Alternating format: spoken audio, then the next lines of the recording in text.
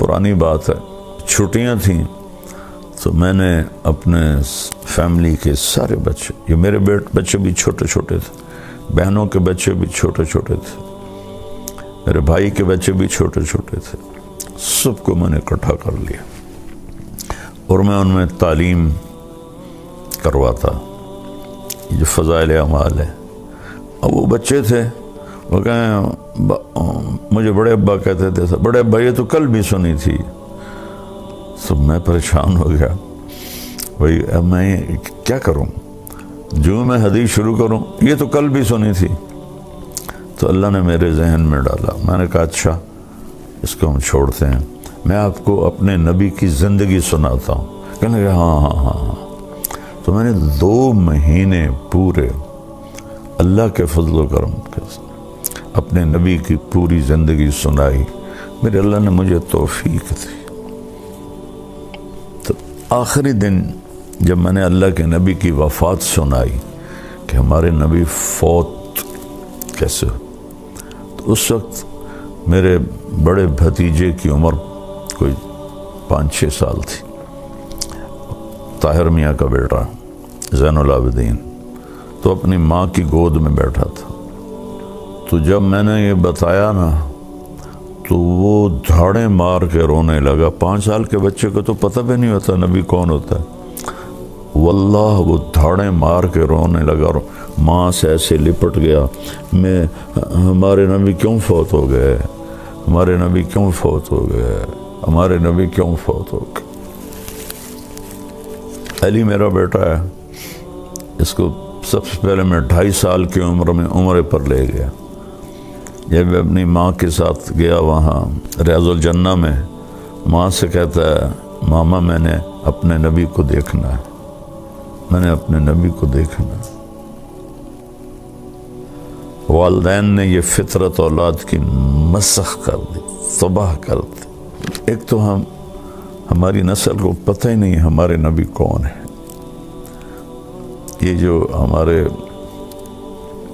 English medium schools ہیں، ہماری حکومتیں ہیں، انہوں نے نصاب سے نبی کی زندگی نکال کے رکھ دی ہے۔ بچوں کا قصور نہیں ہے، ماں باپ، پہلا قصور ماں باپ کا کہ ظالموں، اگر اسکول میں کچھ نہیں پڑھا رہے تو تم تو پڑھاؤ کہ میرا نبی کیسا تھا۔ اللہ نے فطرت میں رکھ دی ہے نبی کی محبت۔ اس وقت ہمارے زوال کی ایک بہت بڑی وجہ ہے کہ ہم نے اپنے نبی کی تعلیمات کو بھی چھوڑ دیا، ان کی باتوں کو بھی چھوڑ دیا، ان کی باتوں کا یقین چھوڑ دیا۔ تو میرے رب نے فرمایا لو استفتحونی کل باب جاؤنی من کل طریق لا افتح علیہم الا ان یکونوا وراءک۔ یہ ابن القیم رحمہ اللہ نے اپنی کسی کتاب میں یہ حدیث قدسی نقل کی ہے کہ میرے محبوب آپ پوری دنیا کے انسانوں کو بتا دیں کہ یہ جس دروازے سے بھی آئیں گے، آنے کی کوشش کریں گے نا میرے پاس، میں نے وہ دروازے بند کر دیے ہیں۔ جس راستے سے آنے کی کوشش کریں گے، میں نے وہ راستے بند کر دیے ہیں۔ اب میں نے ایک دروازہ کھلا رکھا ہے اور میں نے ایک راستہ کھلا رکھا ہے، وہ ہے آپ کے پیچھے چل کے آ جائیں۔ قُلْ إِن كُنتُمْ تُحِبُّونَ اللَّهَ فَاتَّبِعُونِي، اگر تمہیں اللہ کو پانا ہے تو پھر میری اتباع کرو، میری شبیہ اختیار کرو، میرے اخلاق عادات اختیار کرو، تو پھر اللہ تم سے راضی ہے۔ اس کے علاوہ وہاں جو خاندانی سکے ہیں وہ نہیں چلتے کہ میں تو شاہ جی ہوں، میں تو قریشی صاحب ہوں، میں تو میاں صاحب ہوں۔ وہاں صرف ایک ہی سکہ چلتا ہے کہ کون جناب رسول اللہ صلی اللہ تبارک و تعالی علیہ وسلم کی مبارک زندگی کو اپناتا ہے اور آپ کی باتوں پر پختہ یقین رکھتا ہے اور ایمان لاتا ہے۔ ابو ذر رضی اللہ تعالیٰ عنہ کو حضرت عثمان رضی اللہ تعالیٰ عنہ نے ایک ویران جگہ ربضہ تھی، وہاں بھیج دیا تھا۔ وہ حج کے دنوں میں راستہ عراق سے لوگ جو حاجی آتے تھے تو وہ شارٹ کٹ کے طور پر مکہ جاتے ہوئے ربضہ سے گزرتے تھے، باقی سارا سال وہ راستہ ویران رہتا تھا۔ تو وہ اپنی بیوی، بیٹی اور خود 3 افراد کے ساتھ وہاں جا کے قیام فرما لیا۔ ان کی موت کا وقت آ گیا تو ان کی بیگم کہنے لگی اب ہم اس ویرانے میں ہیں، میں بوڑھی عورت، یہ چھوٹی بچی، تجھے غسل کون دے گا، تجھے کفن کون دے گا، تیرا جنازہ کون پڑھے گا، تیری قبر کون کھودے گا، تجھے قبر میں اتارے گا کون؟ سبحان اللہ۔ کہنے لگے اللہ کی بندی، ما کذبت وما کذبت، نہ میں تمہیں جھوٹ بول رہا ہوں، نہ کہنے والا کبھی جھوٹ بولتا تھا۔ میں ایک مجلس میں تھا اور میرے نبی پاک صلی اللہ علیہ وسلم نے فرمایا تھا اس مجلس میں ایک شخص ایسا ہے جو اکیلا رہے گا، اکیلا مرے گا، اکیلا قیامت کے دن اٹھے گا، اور اس کا جنازہ مسلمانوں کی ایک جماعت پڑھے گی۔ اور میں نے دیکھا کہ اس مجلس کے جتنے ساتھی تھے وہ مجھ سے پہلے مر گئے اور شہروں میں مر گئے، میں اکیلا رہ گیا ہوں اس جنگل میں، تو مجھے یقین ہے کوئی میرا جنازہ پڑھنے آئے گا۔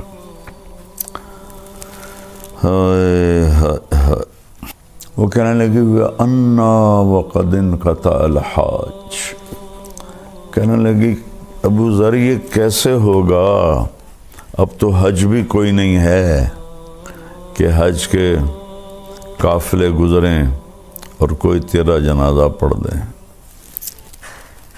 فرمانے لگے کہنے والا بہت سچا ہے، یہی یقین کر لو۔ کتنی عام بات ہو گئی ہے، جھوٹ کے بغیر تو تجارت نہیں چلتی، جھوٹ کے بغیر تو کام نہیں چلتا، سود کے بغیر تو بڑا کام نہیں ہو سکتا۔ کتنا بڑا ہم نے اللہ کے نبی کی بات کو ٹھکرا کے رکھ دیا۔ میرے نبی نے فرمایا کہ جھوٹ الصدق ینجی والکذب یہلک، جھوٹ ہلاک کر دیتا ہے، سچ کامیاب کر دیتا ہے۔ سود سے اللہ مال گھٹاتا ہے اور صدقے سے اللہ مال بڑھاتا ہے۔ کہنے لگے جا راستے پر بیٹھ، کوئی آئے گا۔ تو وہ جا کے بیچاری، انہوں نے کہا چلو بوڑھا آدمی ہے۔ فرمایا کیا ہوا؟ کہ کوئی بھی نہیں آیا، اللہ کے بندے آئے گا بھی کوئی نہیں۔ اچھا، اگلا دن گزرا، اگلا دن آیا، فرمایا کہ بیگم جاؤ اور راستے پہ بیٹھ جاؤ۔ کہنے لگی وہ راستے میں ریت کے سوا کچھ نہیں ہے۔ کہا تو جا تو صحیح۔ وہ جا کے بیٹھ گئی، کوئی بھی نہیں گزرا۔ شام کو واپس آئیں، کہنے لگی کوئی بھی نہیں گزرا۔ تیسرا دن آیا اور آپ کو اپنی موت کی آہٹ محسوس ہوئی۔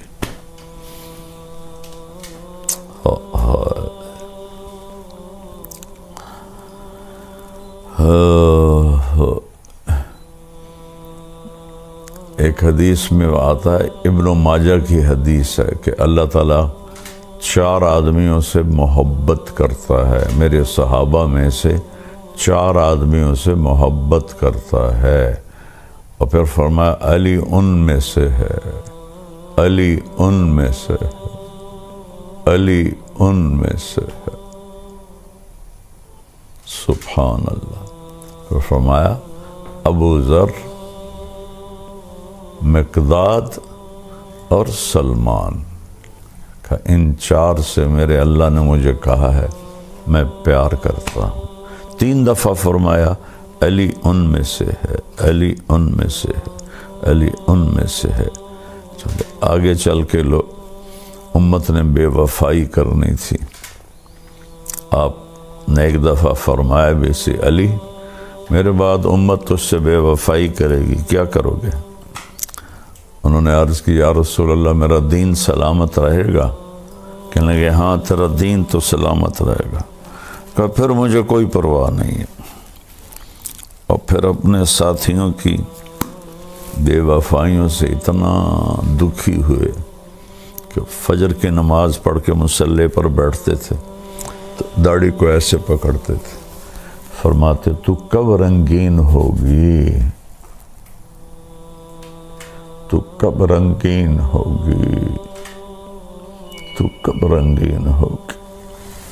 ایک دفعہ آپ بہت بیمار ہوئے تو عرض کی یا رسول اللہ مجھے تو لگتا ہے کہ میری موت کا وقت آ گیا ہے۔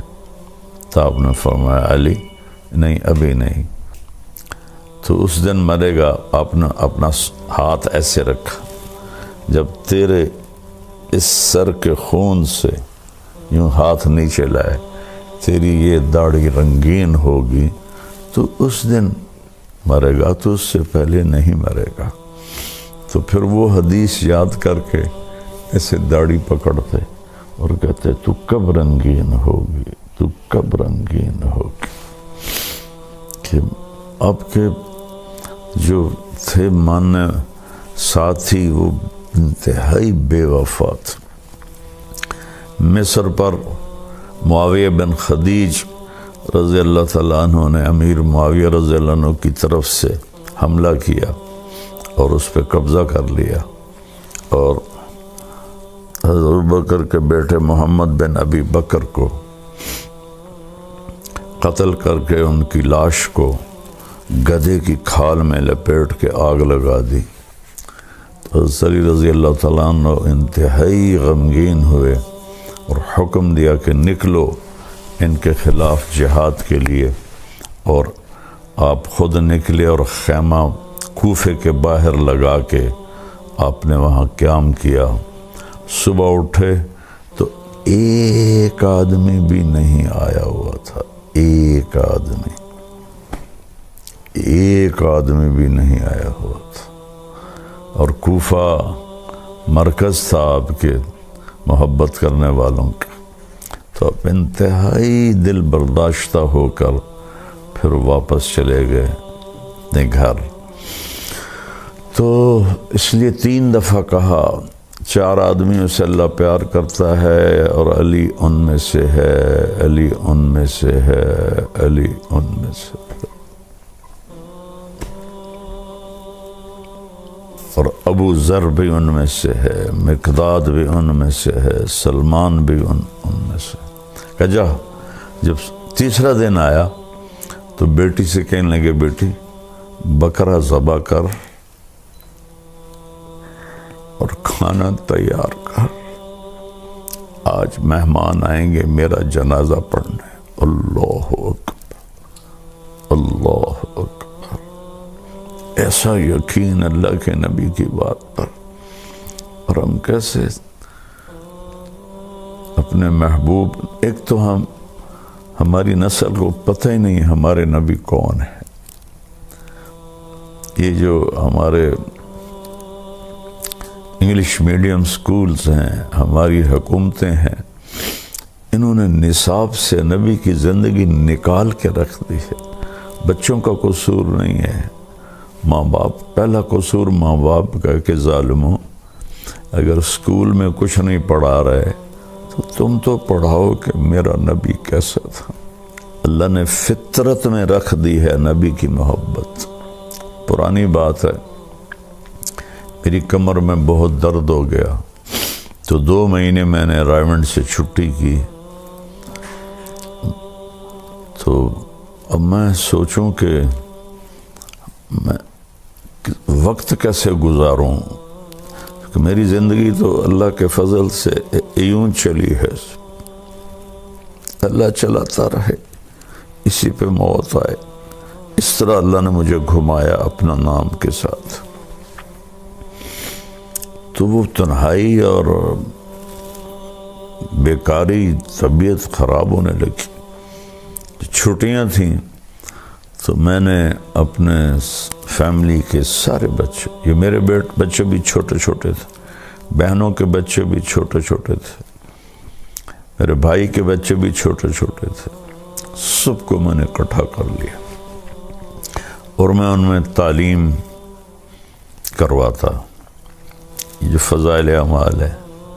اور وہ بچے تھے، وہ کہیں مجھے بڑے ابا کہتے تھے، بڑے ابا یہ تو کل بھی سنی تھی۔ تو میں پریشان ہو گیا، بھائی اب میں کیا کروں، جو میں حدیث شروع کروں، یہ تو کل بھی سنی تھی۔ تو اللہ نے میرے ذہن میں ڈالا، میں نے کہا اچھا اس کو ہم چھوڑتے ہیں، میں آپ کو اپنے نبی کی زندگی سناتا ہوں۔ کہنے لگے ہاں۔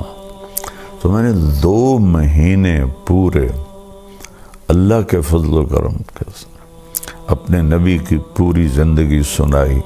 میرے اللہ نے مجھے توفیق دی، میں نے اللہ کے محبوب کی زندگی کو سینے سے لگایا، میں نے اسے پڑھا، میرے اوپر سیرت کی زندگی غالب ہے۔ تو آخری دن جب میں نے اللہ کے نبی کی وفات سنائی کہ ہمارے نبی فوت کیسے ہو، تو اس وقت میرے بڑے بھتیجے کی عمر کوئی 5-6 سال تھی، طاہر میاں کا بیٹا زین العابدین، تو اپنی ماں کی گود میں بیٹھا تھا۔ تو جب میں نے یہ بتایا نا تو وہ دھاڑیں مار کے رونے لگا۔ 5 سال کے بچے کو تو پتہ بھی نہیں ہوتا نبی کون ہوتا ہے، واللہ وہ دھاڑیں مار کے رونے لگا اور ماں سے ایسے لپٹ گیا، ہمارے نبی کیوں فوت ہو گئے، ہمارے نبی کیوں فوت ہو گئے، ہمارے نبی کیوں فوت ہو گئے۔ علی میرا بیٹا ہے، اس کو سب سے پہلے میں 2.5 سال کی عمر میں عمرے پر لے گیا۔ جب اپنی ماں کے ساتھ گیا وہاں ریاض الجنہ میں، ماں سے کہتا ہے ماما میں نے اپنے نبی کو دیکھنا ہے، میں نے اپنے نبی کو دیکھنا ہے۔ والدین نے یہ فطرت اولاد کی مسخ کر دی، تباہ کر دی۔ انگلش بولے، کبھی زبان سے بھی کوئی قوم عروج پاتی ہے۔ چین والوں نے کتنی انگلش سیکھی ہے، جاپان والوں نے کتنی انگلش سیکھی ہے، کوریا والوں نے کتنی انگلش سیکھی ہے۔ وہ کمبخت 100 سال ہمیں غلام بنا کے گئے، اس غلامی سے نکلتے ہی نہیں ہے، نسل جانتی ہی نہیں ہے اللہ کا نبی کون ہے، تو ان کے سامنے زندگی کیسے آئے گی کہ زندگی گزارنے کیا ہے۔ تو پھر وہ بوائے فرینڈ بنائیں گی لڑکیاں، گرل فرینڈ بنائیں گے لڑکے، فحاشی آوارگی کی فضا بنے گی، نشوں پہ لگیں گے۔ ہمارے زمانے میں یعنی میں 71 تک رہا ہوں گورنمنٹ کالج، اور 64 سے 69 تک میں رہا ہوں سینٹرل ماڈل اسکول۔ کسی کو پتہ ہی نہیں ہوتا تھا نشہ کیا ہے۔ سگریٹ تو میں بھی پیتا تھا اور سارے پیتے تھے، لیکن کوئی نشہ کرے یہ بالکل نہیں تھا۔ اور مجھے یاد نہیں کہ کوئی لڑکی ننگے سر، کو ایجوکیشن تھی ہماری گورنمنٹ کالج میں، مجھے یاد نہیں کوئی لڑکی ننگے سر ہوتی تھی، اور ان کے بیٹھنے کا سیکشن اور جگہ الگ ہوتی تھی، لڑکے الگ بیٹھتے تھے۔ اب ہمارے کالج یونیورسٹیز نشے سے بھرے ہوئے، اور پہلے مجرم ماں باپ ہیں جنہوں نے انہیں نہ قرآن سکھایا، نہ نبی کی زندگی سکھائی، نہ انہیں آخرت بتائی۔ پڑھو پڑھو پڑھو پڑھو پڑھو، سب اے آنے چاہیے، بی نہیں آنا چاہیے، سی نہیں آنا چاہیے۔ دکھ سے کہہ رہا ہوں، میری اپنی نسل ہے، میری تو محنت ہی اسی پر ہوئی ہے، تو مجھے رونا آتا ہے جب میں اپنی نسل کی بربادی دیکھتا ہوں۔ بیٹی سے کہہ رہے ہیں ابو ذر بکرا ذبح کر، کھانا تیار کر، آج مہمان آئیں گے۔ وہ بھی دل میں کہنے لگی بیچارہ مرنے والا ہے ابا، اس کی کوئی عقل پہ مسئلہ آ گیا ہے۔ تو بیوی سے کہا جاؤ جا کے راستے میں بیٹھو۔ سبحان اللہ، دوپہر سے پہلے، دوپہر ہو رہی تھی تو دور سے غبار اڑتا نظر آیا۔ تیسرا دن تھا، جنگل ویران۔ جب اس نے غبار اڑتا دیکھا تو وہ کھڑی ہو گئی، انہوں نے ایسے اپنا ہاتھ لہرایا تو وہ جو سوار تھے 20 آدمی تھے، سارے اونٹوں پہ سوار تھے۔ تو انہوں نے دیکھا ویرانے میں ایک عورت کھڑی ہوئی ہے، تو انہوں نے اپنے اونٹوں کا رخ پھیر دیا اس بی بی کی طرف۔ تو کہنے لگی هل لکم من رغبت ان تصلوا جنازۃ صحابی الرسول، فرمانے لگے کیا آپ لوگ مہربانی کریں گے کہ ایک صحابی رسول فوت ہو رہا ہے، اس کا جنازہ پڑھ دو۔ تو انہوں نے پوچھا من ہوا، کون ہے وہ؟ انہوں نے کہا ابو ذر غفاری۔ تو سب رونے لگے، سب، اور سب کے منہ سے نکلا نفدیہ بآبائنا و امہاتنا، ہمارے ماں باپ ابو ذر پہ قربان۔ یہ کون لوگ تھے؟ ان کے امیر تھے حضرت عبداللہ بن مسعود رضی اللہ تعالیٰ عنہ، جو بہت بڑے صحابہ میں سے ہیں، بدری صحابی ہیں۔ یہ عمرے کے لیے جا رہے تھے مکہ مکرمہ، تو شارٹ کٹ اختیار کیا کہ جلدی عمرے پر پہنچ جائیں۔ حج تو گزر چکا تھا، اصل تو وہ عمرے کے لیے نہیں جا رہے تھے، میرا رب ابو ذر کے جنازے کے لیے ان کو عراق سے چلے تھے۔ جب یہ وہاں ان کے گھر داخل ہوئے تو ابو ذر مسکرائے اور اپنی بیوی سے فرمایا آ گیا نا، دیکھ لیا نا، میں نہیں کہتا تھا، نہ میں جھوٹ کہہ رہا ہوں، نہ کہنے والے نے جھوٹ کہا تھا۔ پھر فرمایا کہ حالانکہ ان میں عبداللہ بن مسعود بھی موجود ہیں، دیکھو بھائی مجھے کفن وہ دے جس نے کبھی حکومت کی نوکری نہ کی، اور حکومت تو اس وقت نہیں تھی، خلافت راشدہ تھی حضرت عثمان کی، اور میرا جنازہ وہ پڑھائے جس نے حکومت کی نوکری نہ کی ہو۔ تو سب کے سب نے کی ہوئی تھی۔ ایک نوجوان بالکل انصاری، اس نے کہا، وہ عمر میں ہی چھوٹا تھا، انہوں نے کہا جی میں نے آج تک حکومت کی کوئی نوکری نہیں کی، اور یہ جو احرام ہے یہ میری ماں نے اپنے ہاتھوں سے تیار کیا، جیسے گھروں میں کھڑیوں پر تیار ہوتا تھا، یہ میری ماں نے تیار کیا ہے، کہ بس یہ میرا احرام ہوگا، یہ میرا کفن ہوگا، اور تو میرا جنازہ پڑھائے۔ باتیں کرتے کرتے ان کا انتقال ہو گیا۔ تو انہوں نے سارے رسومات پوری کر کے جنازہ پڑھا کے دفن کر کے جب جانے لگے تو حضرت ابو ذر کی بیٹی نے کہا حضرت عبداللہ بن مسعود سے، یا عم الی الغداء، کھانا کھا لے۔ کہنے لگے انا لکی بنا علم، تمہیں کیسے ہمارا علم تھا کہ ہم آ رہے ہیں؟ کہ ابا نے کہا تھا کہ آج ضرور آئیں گے، اللہ کے نبی نے کہا تھا ضرور آئیں گے۔ تو عبداللہ بن مسعود اتنا روئے، کہنے لگے واہ ابو ذر، تو نے مر کے بھی سخاوت نہ چھوڑ، سارے کھانا کھا کے